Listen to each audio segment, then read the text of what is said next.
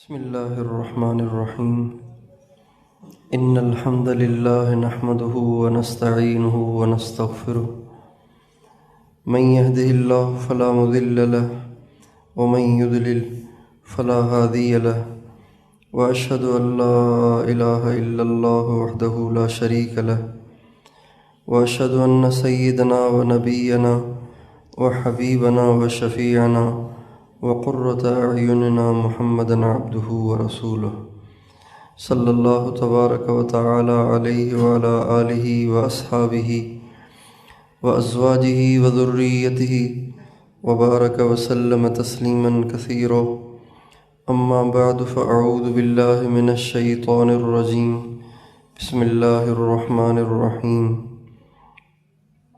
تراهم ركعا سجدا يبتغون فضلا من الله ورضوانا وقال تعالى طوبى للمخلصين الذين تتجلى عنهم الفتن كقطع الليل المظلم أو كما قال عليه السلام سبحان ربك رب العزة عما يصفون وسلام على المرسلين والحمد لله رب العالمين اللهم صل على سيدنا محمد وعلى آل سيدنا محمد وبارک وسلم۔ میرے محترم بھائی اور دوستو، اللہ تعالیٰ کو سب سے زیادہ جس چیز سے نفرت ہے وہ اللہ کے ساتھ کسی کو شریک ٹھہرانا۔ یہ اللہ کو اتنا پسند ہے، اتنا ناپسند ہے کہ اللہ تعالیٰ فرماتے ہیں کہ اگر کوئی دنیا جہاں کے سارے گناہ لے کر آئے گا تو اس کی بخشش ممکن ہے، لیکن اگر کوئی شرک لے کر آئے گا تو اس کی بخشش ہے ہی نہیں۔ اس کی بخشش کے لیے کوئی نبی بھی سفارش نہیں کر سکتا۔ ما کان للنبی ان یستغفروا للمشرکین ما کان للنبی والذین آمنوا ان یستغفروا للمشرکین ولو کانوا اولی قربا۔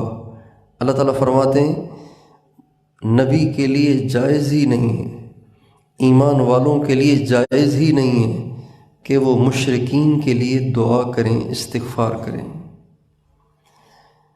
یعنی اس سے مراد وہ مشرکین جو شرک پر مر گئے، جو زندہ ہیں ان کے لیے تو ہدایت کی دعا کرنی چاہیے، لیکن جو شرک پہ مر گیا ہے اب اس کی دعا کی بھی اجازت نہیں ہے، اس کے لیے دعا حرام ہے، ناجائز ہے۔ اتنا اللہ کو شرک ناپسند ہے۔ اور شرک کی دو قسمیں ہیں، ایک شرک جلی ہے اور ایک شرک خفی ہے۔ یہ دو نام بھی احادیث میں آئے ہیں اور اس کو دوسرے الفاظ سے بھی تعبیر کیا گیا ہے۔ ایک شرک اکبر ہے اور ایک شرک اصغر ہے۔ بڑا شرک، چھوٹا شرک، کھلا شرک، چھپا شرک۔ کھلا اور بڑا، اس سے مراد تو اللہ کے ساتھ کسی کو شریک ٹھہرانا، اور چھپا اور چھوٹا شرک وہ کسی اور کے لیے عمل کرنا، یعنی دکھلاوا کرنا۔ دکھلاوے کو بھی ہمارے نبی نے شرک قرار دیا ہے۔ من صلی یرائی فقد اشرک، جس نے دکھاوے کے لیے نماز پڑھی اس نے شرک کیا۔ یہ مرض اتنا عام ہے کہ پتہ نہیں قیامت کے دن نیکیاں کرنے والوں کے پاس کوئی نیکی ہوگی بھی یا ان کے دامن خالی ہوں گے، تو موت پہ پتہ چلے گا اور مرنے کے بعد پتہ چلے گا۔ لیکن حال جو نظر آ رہا ہے اپنا تو یہی ہے کہ شاید ہم سب کچھ کر کے بھی جب وہاں پیش ہوں گے تو ہمارے پاس کچھ نہیں ہوگا۔ اس لیے کہ اللہ تعالیٰ کے ہاں جس عمل میں اخلاص نہ ہو وہ عمل ہی نہیں ہے، وہ عمل ہے ہی نہیں، وہ معدوم ہے، عمل ہی نہیں ہے۔ بلکہ جس عمل میں دکھاوا آ جائے، جس عمل میں کسی اور کو خوش کرنے کا ارادہ ہو، تو وہ عمل نیکی تو کیا بلکہ وہ سیئہ بن جاتا ہے، برائی بن جاتا ہے۔ یہ نہیں فرمایا من صلی یرائی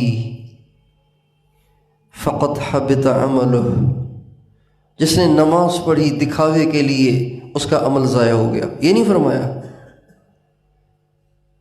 بلکہ فرمایا من صلی یرائی فقد اشرک، جس نے دکھاوے کے لیے نماز پڑھی وہ مشرک ہے۔ پڑھی تو نماز، لکھا گیا شرک، دیا تو صدقہ، لکھا گیا شرک، کیا تو عمرہ، لکھا گیا شرک، کیا تو حج، لکھا گیا شرک۔ اندازہ لگائیے کہ نیت کا فساد کتنا بڑا جرم ہے، اور نیت کے بغیر عمل کی کیا ویلیو رہ جاتی ہے۔ اس لیے اخلاص بہت ضروری ہے۔ ہمارے حضرت مولانا ظاہر شاہ صاحب رحمۃ اللہ علیہ، اللہ تعالیٰ ان کی قبر پہ کروڑوں رحمتیں نازل فرمائے، وہ روزانہ ایک بیان کرتے تھے۔ ان کا بیان روزانہ نیا نیا نہیں ہوتا تھا، روزانہ نیا بیان نہیں کرتے تھے، وہ روزانہ ایک، برس سا برس گنے چنے مخصوص الفاظ، وہ کل بھی وہی، پرسوں بھی وہی، ترسوں بھی وہی، پچھلے سال بھی وہی، اس سال بھی وہی، اگلے سال بھی وہی، یہ ان کا بیان ہوتا تھا۔ حضرت مولانا ظاہر شاہ صاحب رحمۃ اللہ علیہ، حضرت شاہ عبد القادر رائے پوری رحمۃ اللہ علیہ کے اجل خلفاء میں سے تھے۔ تو وہ فرماتے تھے بھائیو دوستو، ان کے بات کرنے کا انداز بھی ایسے ہی ہوتا تھا، بھائیو دوستو، جب انسان نیکی کرتا ہے تو اس نیکی سے نور پیدا ہوتا ہے، اس نور کو فرشتے بھی دیکھتے ہیں، شیطان بھی دیکھتا ہے۔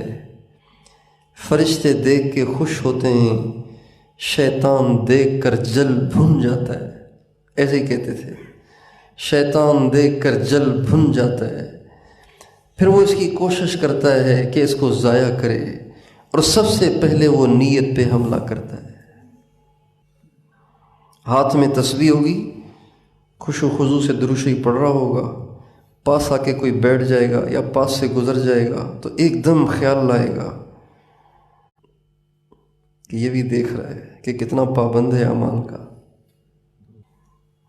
گاڑی میں سفر کر رہا ہوگا اور سوچے گا کہ اب وقت ضائع ہو رہا ہے، چلو مراقبہ کر لوں، تو گاڑی میں ہی سر جھکا لے گا اور مراقبہ کرے گا۔ اور گاڑی میں لگا جھٹکا، بریک ماری ڈرائیور نے یا کوئی اسٹاپ آ گیا، سواری اتری، انہوں نے آنکھ کھولی تو دیکھا پاس والا اس کو دیکھ رہا ہے، تو فوراً کم بخت شیطان دل میں لائے گا، پاس والا بھی کہے گا کتنے بڑے بزرگ کے پاس بیٹھا ہوا ہوں، جب سے بیٹھا ہے بات ہی نہیں کر رہا، بیٹھا ہوا ہے اللہ کی یاد میں، بڑا اللہ والا ہے۔ بڑا مشکل ہے۔ اور حدیث میں آتا ہے ان اخوف ما اخاف علی امتی، سب سے زیادہ مجھے اپنی امت پر جس چیز کا اندیشہ ہے وہ یہ شرک خفی ہے۔ پھر آپ فرماتے ہیں یہ جو شرک خفی ہے یہ انسان کے اندر چیونٹی کی چال سے بھی زیادہ باریک طریقے سے داخل ہو جاتا ہے۔ اگر چونٹی کپڑوں پہ بھی چل رہی ہو تو پتہ نہیں چلتا کہ چل رہی ہے، جب تک کہ نظر نہ آئے، اس کی چال محسوس نہیں ہوتی۔ اس سے بھی زیادہ خفیہ طریقے سے انسان کے اندر یہ شرک اصغر یعنی دکھاوا داخل ہو جاتا ہے اور اس کو پتہ ہی نہیں چلتا۔ اس لیے کبھی بھی کسی اللہ والے نے کسی کامل نے کبھی بھی اخلاص کا دعویٰ نہیں کیا، کبھی کسی مخلص نے، کسی کامل نے، ناقص نے نہیں، ناقص سے دعویٰ صادر ہو جاتا ہے لیکن کامل کبھی دعویٰ نہیں کرے گا۔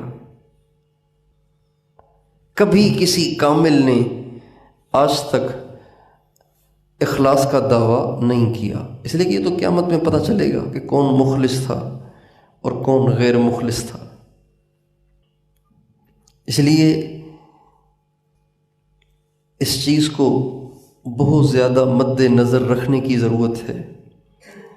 ہر نیکی انسان جو کرتا ہے، ہر نیکی وہ انسان کو اللہ کے قریب کرتی ہے۔ ہر نیکی، آپ مسجد میں دائیں پاؤں سے داخل ہوں تو یہ دائیں پاؤں سے آپ کا داخل ہونا آپ کے اندر ایک ایمانی کیفیت پیدا کرے گا، اللہ کے قریب کرے گا، آپ کو محسوس ہوگا۔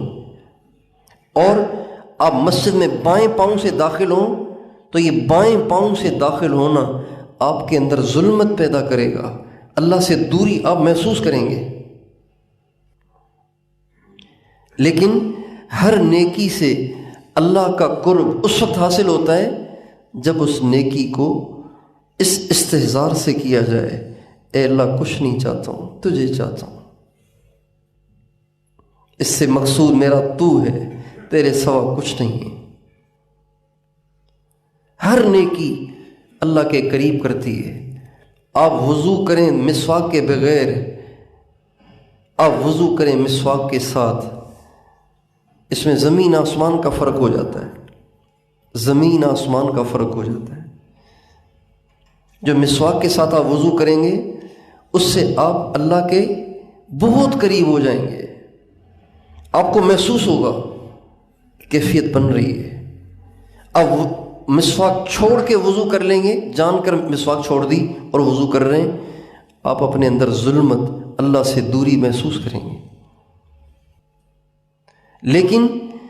لیکن یہ مسواک کے ساتھ جو آپ نے وضو کیا، اس کے ساتھ آپ کو اللہ کا قرب محسوس تب ہوگا، حاصل تب ہوگا جب آپ اس میں نیت کریں، اللہ تجھے چاہتا ہوں، تیری رضا کے لیے، تجھے خوش کرنے کے لیے، تجھے خوش کرنے کے لیے، اور کچھ نہیں۔ دنیا میں کوئی قوم، کوئی جماعت ایسی نہیں ہے جن کے اخلاص کی گواہی وحی نے دی ہو، وحی نے جن کے اخلاص کی گواہی دی ہو کہ ان میں کوئی دکھاوا نہیں، ان میں کوئی دو نمبری نہیں، ان میں کوئی دوسرا جذبہ نہیں، صرف ایک جذبہ ہے۔ دنیا میں کوئی ایسی جماعت نہیں ہے، دنیا میں کوئی ایسا مجمع نہیں ہے سوائے ہمارے نبی کے صحابہ کے۔ اللہ تعالیٰ فرماتے ہیں تراہم رکعا سجدا یبتغون فضلا من اللہ ورضوانا سیماہم فی وجوہہم من اثر السجود ذالک مثلہم فی التوراۃ ومثلہم فی الانجیل۔ اے میرے نبی، جب تو دیکھے گا تیرے صحابہ کو تو کوئی رکوع میں ہوتا ہے، کوئی سجدے میں ہوتا ہے، اور وہ کچھ نہیں چاہتے، صرف یہ چاہتے ہیں کہ میں ان سے راضی ہو جاؤں۔ یبتغون فضلا من اللہ ورضوانا، ان کا ہر عمل، ان کی ہر نیکی اس تلاش میں ہوتی ہے کہ اللہ خوش ہو جائے، اس جذبے میں ہوتی ہے اللہ خوش ہو جائے۔ صحابہ کا کتنا اونچا مقام ہے، کتنا بڑا سرٹیفکیٹ ہے یہ۔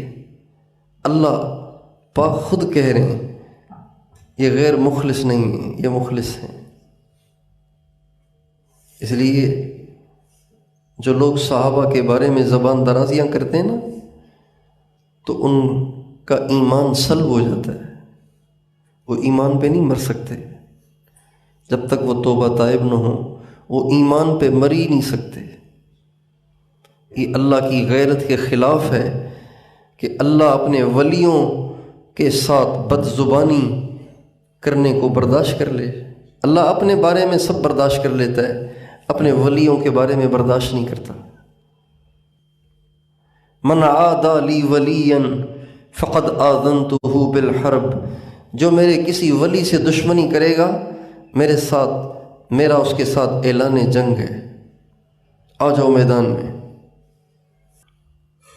اس لیے اخلاص بڑا ضروری ہے، ہر عمل کے شروع میں، درمیان میں، آخر میں بار بار ٹٹولتے رہیں، بار بار ٹٹولتے رہیں، بار بار ٹٹولتے رہیں، کس کے لیے کر رہا ہوں، کیا چاہتا ہوں، کہیں کسی اور کو خوش کرنے کا جذبہ تو نہیں ڈال دیا شیطان نے، کہیں کسی اور کی طرف میلان تو نہیں ہو رہا، کہیں کسی اور کی طرف دھیان تو نہیں جا رہا ہے تو کرنے کا فائدہ نہیں ہے، بیکار کر رہا ہوں بس سب۔ لیکن اس کا مطلب یہ نہیں ہے کہ اگر یہ خیالات آئیں تو انسان عمل چھوڑ دے، نہیں، یہ بھی ٹھیک نہیں ہے، یہ بھی ٹھیک نہیں ہے۔ سید الطائفہ حضرت حاجی امداد اللہ صاحب مہاجر مکی رحمۃ اللہ علیہ فرمایا کرتے تھے کہ ہر عمل پہلے عادت بنتا ہے، پہلے ریا بنتا ہے، پہلے ریا جب بھی کرے گا نا تو شیطان یہ وسوسے ڈالتا رہے گا، یہ خیالات بنتے رہیں گے، کرتے کرتے کرتے کرتے پھر وہ عمل عادت بن جاتا ہے، مگر وہ جب پھر بھی نہیں چھوڑتا، کرتے کرتے کرتے کرتے ایک وقت آتا ہے کہ وہ عمل بن جاتا ہے، اخلاص سے بھرا ہوا عمل بن جاتا ہے۔ اس لیے عمل چھوڑنا بھی اس کا حل تو نہیں ہے نا، بھئی جنوں کے خوف سے کپڑے نہ پہننا،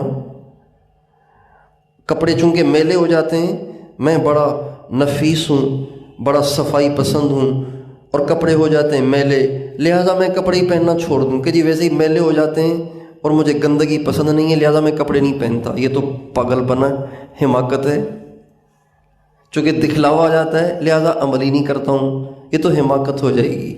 عمل تو کرنا ہے لیکن کوشش کرنی ہے کہ اللہ کے لیے ہو، اللہ تعالیٰ کے کرم کے قربان جائیں، اس کے کرم کے قربان جائیں۔ اس مالک کریم کو پتہ تھا کہ میرے بندوں کے پیچھے دشمن لگا رہتا ہے اور یہ ان کی نیت کو فاسد کرنے کی کوششیں کرتا رہے گا، لہٰذا اللہ تعالیٰ نے ہمیں اپنے عمل کے اندر پیدا ہوئے دکھاوے، ریا اور بدنیتی کے علاج کا بھی راستہ دے دیا ہے، تلافی کا بھی راستہ دے دیا ہے۔ وہ کیا کہ جب عمل کر چکو تو اللہ سے استغفار کر لیا کرو، یا اللہ عمل شروع تو کیا تھا تیرے لیے لیکن شیطان نے دوسری نیتیں بھی ڈال دی ہیں، اس کی معافی دے دے، اس عمل کو قبول کر لے، وہ عمل قبول ہو جائے گا۔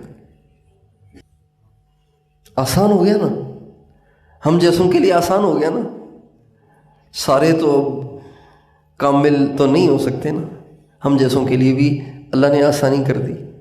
چنانچہ اللہ تعالیٰ اپنے نبی سے فرماتے ہیں اذا جاء نصر اللہ والفتح ورأیت الناس يدخلون فی دین اللہ افواجا فسبح بحمد ربک واستغفرہ انہ کان توابا۔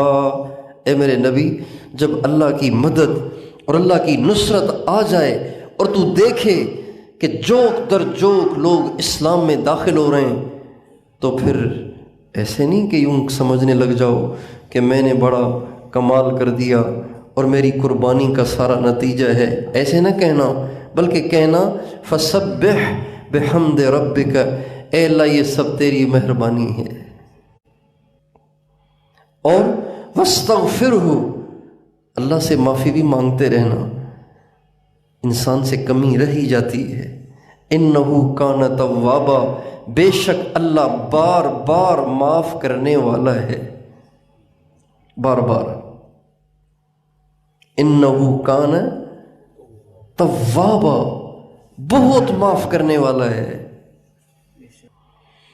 فجر میں نیت آگے پیچھے ہو گئی تھی، توبہ، عصر ظہر میں ہو گئی تھی، پھر توبہ، عصر میں ہو گئی تھی، پھر استغفار، مغرب میں پھر استغفار، عشاء میں پھر استغفار، تہجد میں اٹھا تھا اللہ کے لیے، وضو کر کے جب مصلی پہ آیا تو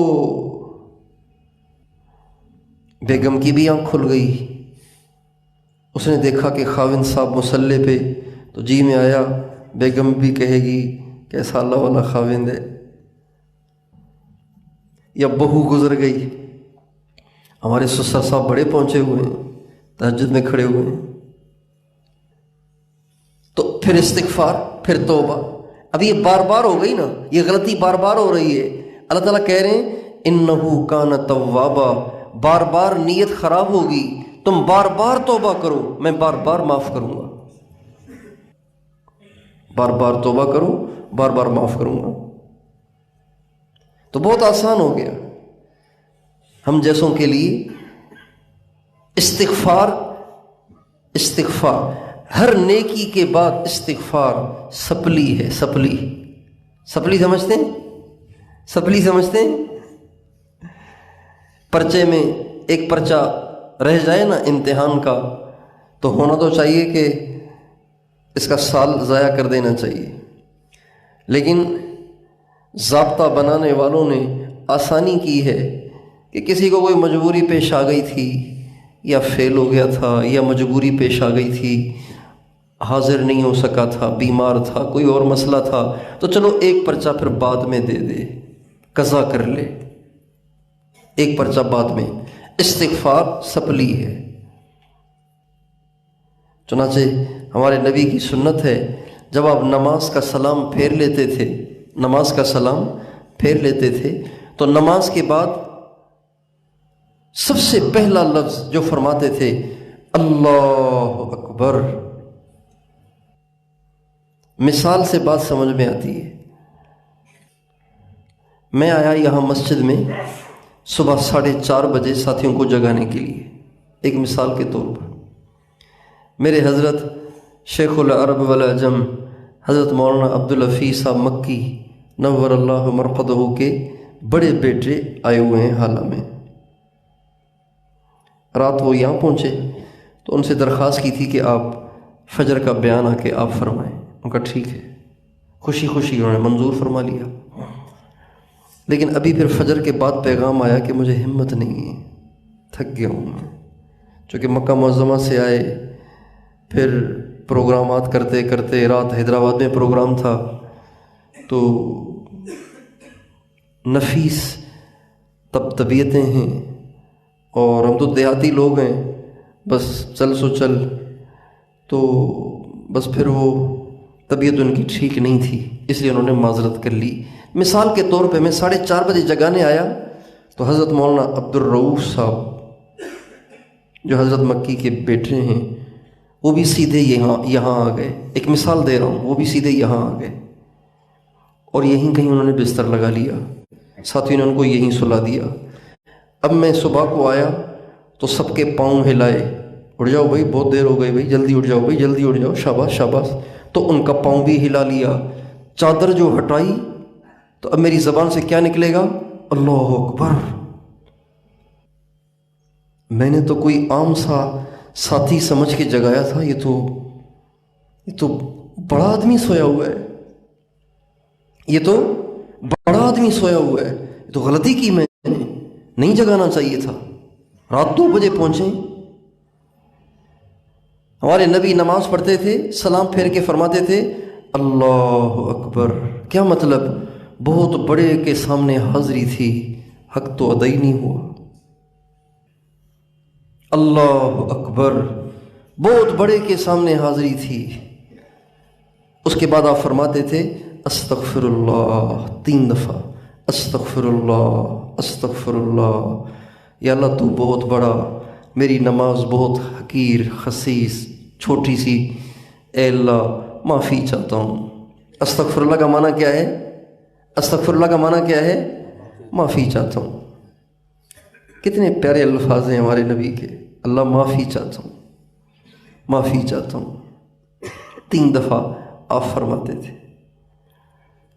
تو اس لیے اس کی ہمیں مشق کرنی ہے۔ ہر عمل کس کے لیے کرنا ہے؟ اللہ کے لیے کرنا ہے، اور اس کو بار بار ہر عمل میں ٹٹولنا ہے۔ وضو کر رہے ہیں نا تو پہلے ہاتھ کیوں دھو رہے ہیں؟ آپ پاؤں بھی تو دھو سکتے ہیں، پہلے ہاتھ کیوں دھو رہے ہیں؟ تجھے خوش کرنے کے لیے، اس لیے کہ تیرے نبی کا طریقہ یہی ہے۔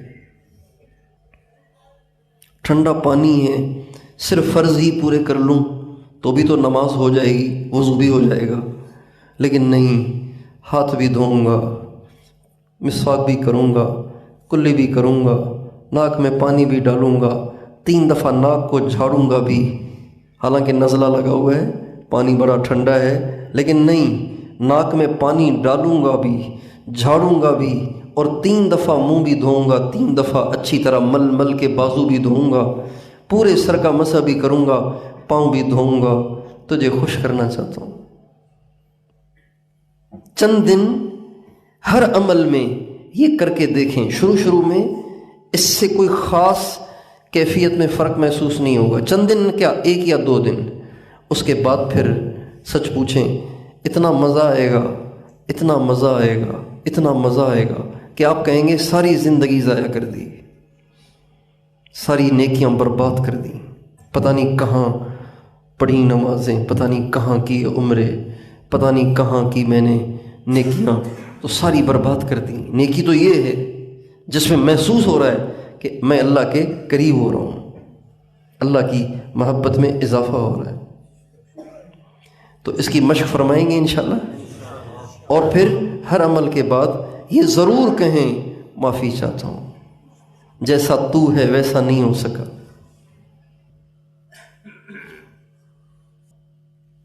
اگر میں اپنے حضرت جی مولانا فیض ذوالفقار صاحب دامت برکاتہم العالیہ کی خدمت میں 50 روپے والی چھوٹی سی خوشبو کی شیشی جا کے پیش کروں ہدیے میں، تو میرے دل میں کیا ہوگا؟ کیا یاد کریں گے حضرت بھی کہ کتنا بڑا ہدیہ لائے ہیں یہ تو نہیں ہوگی نا۔ کہوں گا اب ان کو تو ملتی ہوگی عود، اور عود کا 1 تولہ 70-80 ہزار کا ہے، اور یہ تو 50 روپے والی شیشی تو پتہ نہیں لگائیں گے بھی کہ نہیں لگائیں گے، لیکن میری نیت صرف یہ ہے کہ میں اپنے حضرت کو ہدیہ دینے والوں میں شمار ہو جاؤں، بس یہی بات ہے۔ عبادتیں کرنے والے کر گئے، امام اعظم نے 40 برس تک عشاء کے وضو سے فجر کی نماز پڑھی، ہم 4 8 رکعت 6 رکعت تہجد کی چھوٹی چھوٹی پڑھ کے کوئی تیر تھوڑی مار رہے ہیں، رات کو اٹھنے والوں میں اپنا نام لکھوا رہے ہیں، رات کو اٹھنے والوں میں اپنا نام لکھوا رہے ہیں، انگلی کٹا کے شہیدوں میں نام۔ جب قیامت کے دن اعلان ہوگا این الذین تتجافی جنوبہم عن المضاجع یدعون ربہم خوفا وطمعا، کہاں ہیں وہ جو رات کو اٹھ جایا کرتے تھے، اپنے بستر چھوڑ دیا کرتے تھے؟ تو امام اعظم بھی ہوں گے وہاں، ہمارے وہ ساتھی بھی ہوں گے جو 4 8 رکعت تہجد کی چھوٹی چھوٹی پڑھ لیا کرتے تھے۔ تو اس لیے ہر عمل میں اخلاص، تجھے چاہتا ہوں اور کچھ نہیں چاہتا، کریں گے کوشش انشاءاللہ۔